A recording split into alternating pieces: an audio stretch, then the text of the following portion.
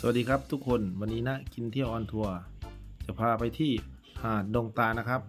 ตำบลสัตหีบอำเภอสัตหีบจังหวัดชลบุรีนะครับมาดูทะเลสวยๆนะครับที่ถ่ายรูปเยอะนะครับนี่ครับมาชมบรรยากาศกันก่อนครับ